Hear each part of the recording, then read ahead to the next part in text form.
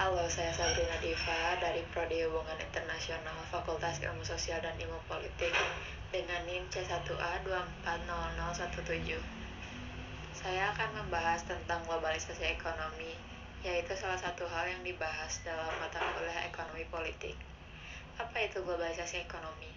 Jadi, globalisasi ekonomi adalah proses integrasi dan interaksi antara negara-negara di seluruh dunia dalam aspek ekonomi.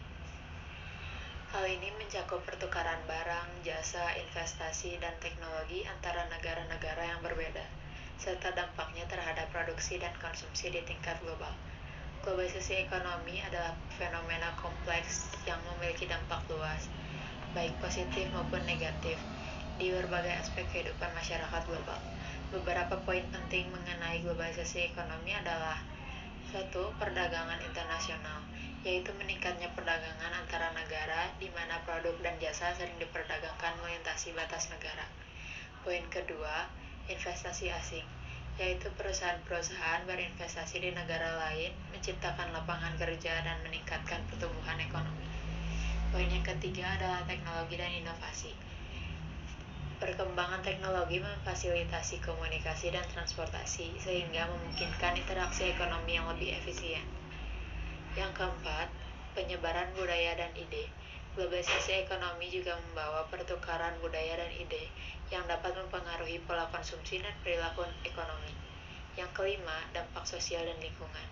Meskipun memiliki banyak manfaat, globalisasi ekonomi juga dapat menyebabkan ketidakadilan sosial, kerusakan lingkungan, dan ketergantungan ekonomi.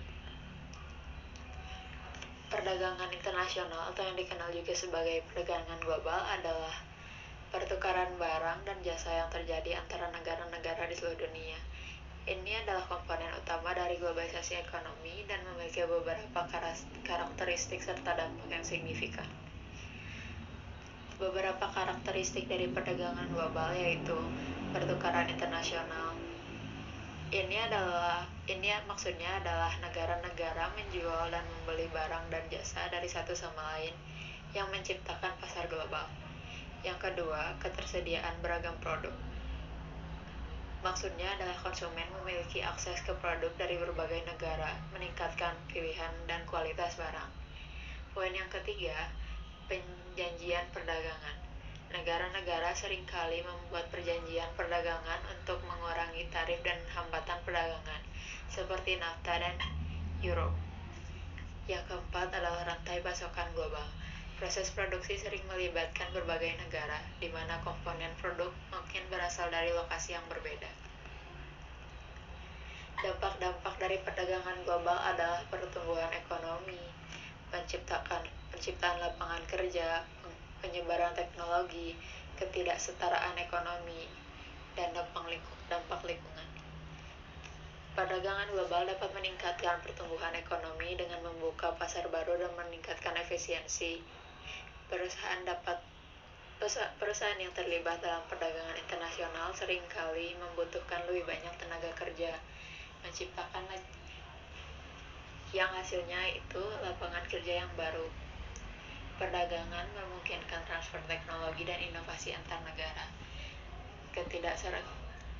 Ketidaksetaraan ekonomi yang dimaksud adalah meskipun banyak negara mendapat manfaat, ada juga yang mengalami kerugian yang dapat memperburuk ketidaksetaraan ekonomi. Dampak lingkungan yang terjadi karena perdagangan global yaitu adalah peningkatan produksi dan transportasi barang dapat berdampak negatif pada lingkungan seperti peningkatan emisi karbon. Beberapa tantangan dalam perdagangan global adalah proteksionisme, yaitu beberapa negara menerapkan kebijakan untuk melindungi industri domestik yang dapat menghambat perdagangan. Ketidakstabilan ekonomi. Ini maksudnya adalah fluktuasi nilai tukar dan krisis finansial dapat mempengaruhi perdagangan. Yang ketiga, regulasi dan standar. Perbedaan dalam regulasi dan standar produk antar negara dapat menjadi hambatan. Ada juga investasi asing. Apa itu? Investasi asing merujuk pada aliran modal dari satu negara ke negara lain, di mana individu perusahaan atau pemerintah melakukan investasi di aset atau bisnis di luar negara asal mereka. Ada dua jenis utama investasi asing, yaitu investasi langsung asing dan investasi portofolio asing. Investasi langsung asing itu terjadi ketika investor asing yang memperoleh kontrol signifikan terhadap perusahaan di negara lain, biasanya melalui pembelian saham mayoritas atau pendirian cabang baru. Contohnya adalah sebuah perusahaan Amerika yang membuka pabrik di Indonesia. Sedangkan investasi portofolio asing ini melibatkan pembelian sekuritas seperti saham dan obligasi di pasar negara lain tanpa niat untuk mengontrol perusahaan. Yang selanjutnya yaitu teknologi dan inovasi. Kedua hal ini adalah dua konsep yang saling terkait, yang memainkan peran penting dalam kemajuan masyarakat dan ekonomi. Teknologi adalah penerapan pengetahuan ilmiah untuk menciptakan alat, sistem, atau metode yang memudahkan kehidupan manusia dan meningkatkan efisiensi. Sedangkan inovasi adalah proses pengembangan ide baru atau perbaikan dari produk, layanan, atau proses yang sudah ada dengan tujuan menciptakan nilai tambah. Lalu ada juga penyebaran budaya dan ide, yaitu proses di mana nilai, praktik, dan gagasan dari suatu kelompok atau masyarakat menyebar ke kelompok lain. Proses ini dapat terjadi melalui berbagai cara dan memiliki dampak yang signifikan dalam membentuk masyarakat. Penyebaran budaya dan ide ini sendiri merupakan fenomena yang kompleks